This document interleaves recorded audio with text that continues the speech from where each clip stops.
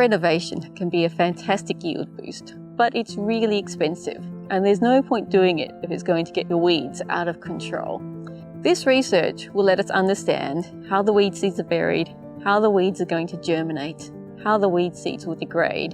And that knowledge all comes together to let you plan a really effective integrated weed management plan after the renovation. So essentially we are looking at different soil amelioration practices such as moldboarding, deep ripping and spading, how they interact with different crop types and crop residues, and what are the effect of those crop types and crop residue after soil amelioration on weed, their population density and their burial, and also the weed degradation.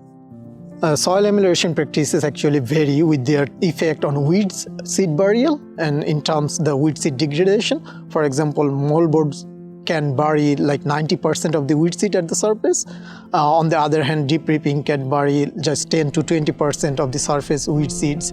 On the other hand, the spading can bury like 40 to 50% of the weed seeds. So all those soil amelioration practices can have direct effect on weed seed distribution along the soil profile. The different renovation technique, they're all good for different soil constraints, but they all have a different integrated weed management plan that needs to come after them. Crop choice has a big impact on what weeds you're going to get in any one year. In this particular field, for the last 2 years, the plots have been a single crop rotation. There's been barley, canola, lupins, or a pasture.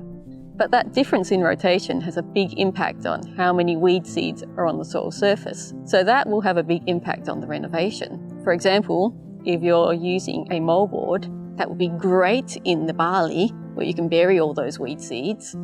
If you're using a deep ripper, that will be particularly bad in the barley because it will bury those weed seeds.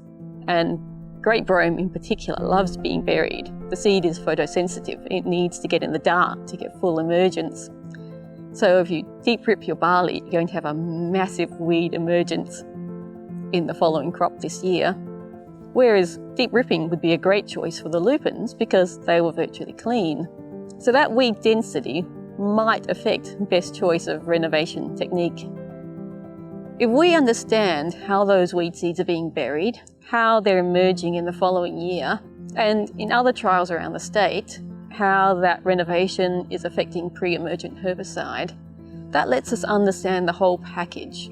So farmers can produce a really fantastic integrated weed management plan once they understand all the parameters.